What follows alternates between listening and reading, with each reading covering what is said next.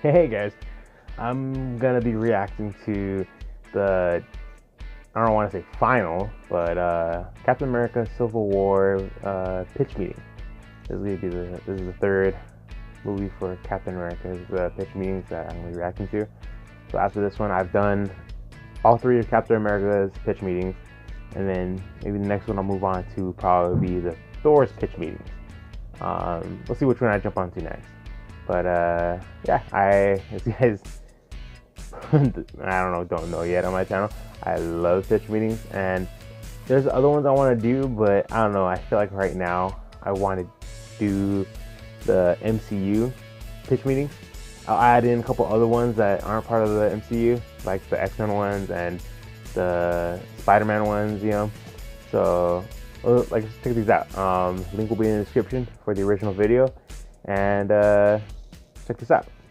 So you have that new Captain America script for me? Yes, sir, I do. Now, I should inform you there's a rumor going around Hollywood right now. Oh, what's that? Apparently this year, everybody's gonna be making movies about heroes fighting heroes. There's gonna be Batman versus Superman. In Transformers, they're gonna fight Optimus. In the new Fast and Furious, they're gonna fight Dom. Wow, it sounds like everybody's gonna be doing the same kind of crap this year. Yeah, sounds that way.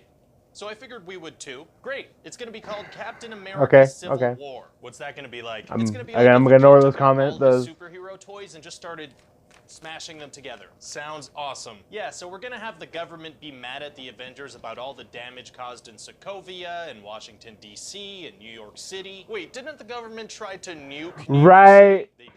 Nobody's gonna bring that up? No. Okay. Yeah, why? They want the Avengers to sign the at least Tony should have. That would give them all government oversight and kind of keep them in check. So Tony and some others are like, yeah, but Captain America and some others are like, no. Oh, the conflict is brewing. Yeah, it's pretty serious. It's like the Avengers are being torn up from the inside. Wow, so there's no need for a villain. Well, no, there is a villain. What does he want? For the Avengers to be torn up from the inside. Huh. His name is Zemo, and his family was killed in Sokovia. Yeah. So he's gonna do like all kinds of crazy stuff. Like he's gonna bomb the United Nations and frame Bucky for it. Wow. Yeah, and that's gonna kill the King of Wakanda, so Black Panther's gonna want to kill Bucky too. Oh, Black Panther is in this? Yeah. Wow, there is a lot going on. Oh yeah, the movie's gonna be super stuffed. So like half the movie is gonna be setting up future movies, at least. I love it. And we're also gonna have this huge fight at an airport that's gonna involve... Sorry, just a second. Hello?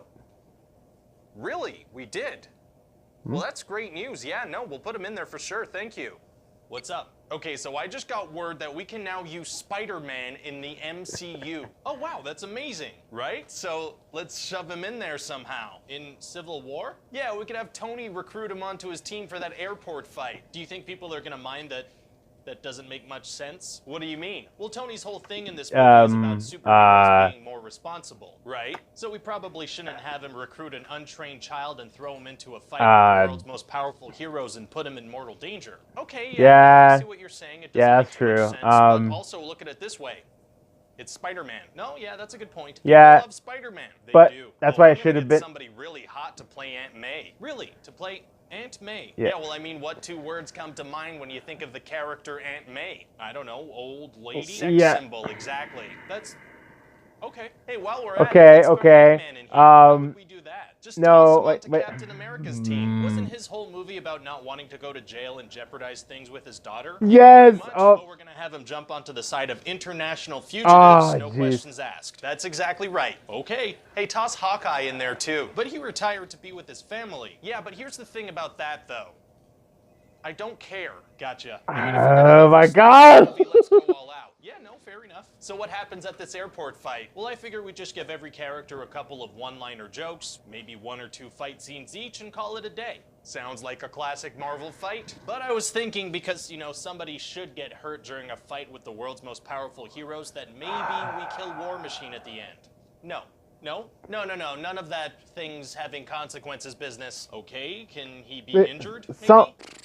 It just feels like something should happen. Fine, he can get hurt, but he has to be in recovery at the end of the movie. Thank you. But that's it, though. No more consequences. I promise nothing else will have much impact on anything at all. Good. So how does it end? Well, you know that bad guy I mentioned earlier? Yeah? Well, he's gonna have this thing where other than a... I am trying to keep my composure. He's gonna kind of go his way. What do you mean? Okay, so because Natasha released some Hydra files, he knows that something happened. I am not a fan of the way they did Zemo. The Winter Soldier. So he tries to find out what it is by interrogating this Hydra dude, but it doesn't work. The hiccup? Right. But from that point on, everything's gonna be super easy, barely an inconvenience. I'm listening. So he decides he needs to interrogate Bucky himself, but Bucky is in hiding. So he bombs the United Nations and frames Bucky to kind of flush him out. Wouldn't being framed just send him deeper into hiding? You'd think so, but it works almost immediately. Oh wow. Yes. God. Supposed to interview Bucky and takes his place. Isn't anyone familiar with the psychiatrist they hired, or at the very least, nobody looks like? Yes. So, but luckily for Zemo, apparently nobody does. Okay. Then he finds out what the 1991 thing was, and luckily for him, it involves the Winter Soldier and Tony's parents. That's convenient. Very. And then luckily for him, Captain America decides to go against everybody, and somehow he and Bucky manage to escape together.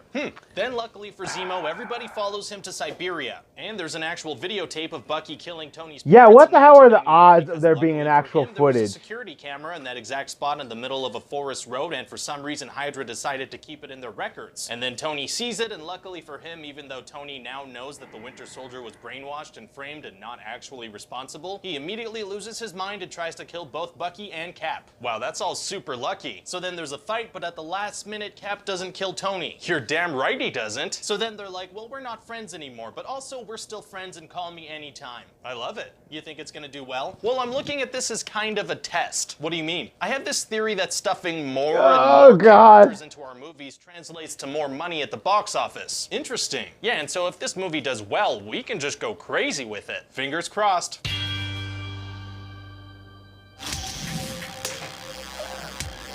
Hey guys.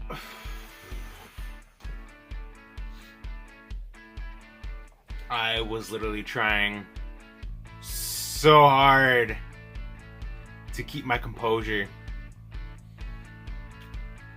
I felt like there were so many moments in that one I was gonna like lose it. Like I'm okay. Yeah. I'm trying to wrap my head around everything. Alright, so because for one thing, I really did enjoy Civil War. I thought it was hilarious how the idea of like, oh, there was no consequences in the end of it, really. Like oh, no one dies. No. Not even like even if they try to kill someone, I was like, nope. And that was funny. Like, oh, but he has to be in recovery afterwards. Those points though. Bucky was already in hiding. Zemo frames him. That would have just sent him more into hiding. Yes. The part of the person that was supposed to interview and talk with Bucky when he was captured. No one knew. Yeah, exactly. No one knew specifically on how the guy looked. I mean, they're bringing in a professional or whatever. It's like, come on. And then what? Yeah, exactly. What the hell are the odds of there being footage on a forest road of Bucky killing Tony's parents? And they clearly ended up finding out that, Tony clearly ended up finding out that Bucky wasn't himself, that he was literally brainwashed.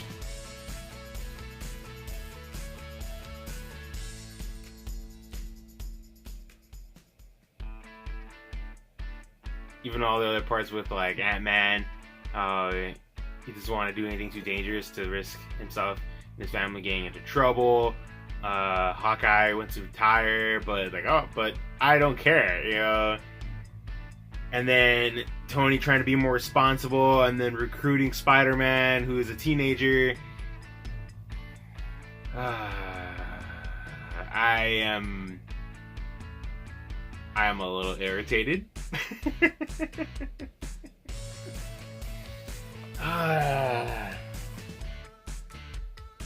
I just feel like they didn't think a lot of that through. Not the pitch meetings, they thought a lot of that through. When they were making the movie.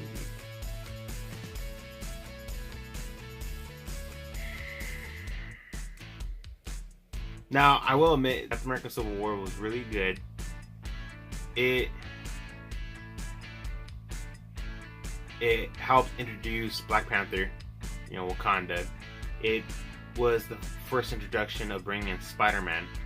I would have had them introduce Spider-Man a different way. For one thing, I would have had an older Spider-Man. Not old, you know, but college-age Spider-Man. At least at the age of, like, 25 or something. Or, like, not too old, not too young, you know. An age,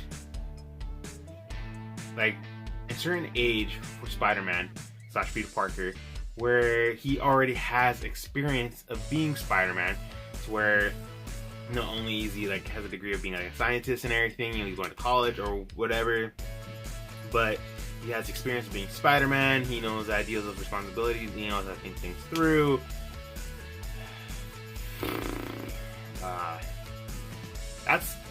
And the wisecracking Spider-Man, the one, while even though he's wisecracking, he could back it up. You know, little things like that. That's the Spider-Man I'm more familiar with.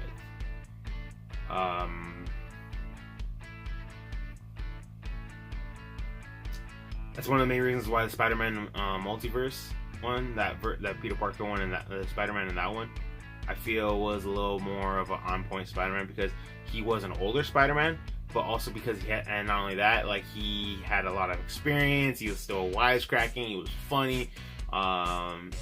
He fought really good. You know, like,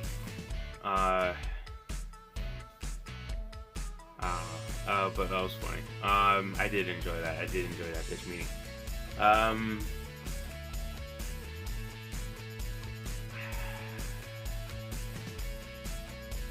just thought that was funny. How, like, oh yeah, we're not gonna be friends anymore, but here's my number, we can still be friends. I don't know. There are quite a little bit of things that could have been done better in Civil War.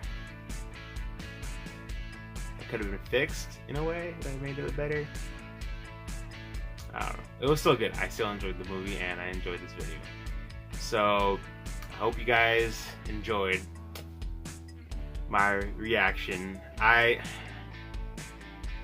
felt like I would have, I don't know, I guess to say reacted more to it, but I almost lost it a couple times, and I had to keep my composure, because I knew if I just, I don't know, I was gonna be all, like, I was gonna cut out a lot of the video.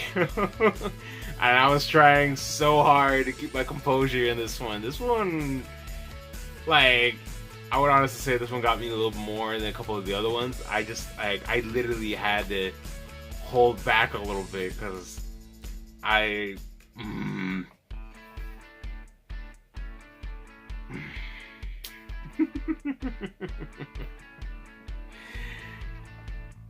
hope you guys enjoyed. Link will be in the description for the original video. Like, favorite, subscribe. Like I said, I am a little irritated about thinking too much into the Captain America Civil War movie. Until next time, guys.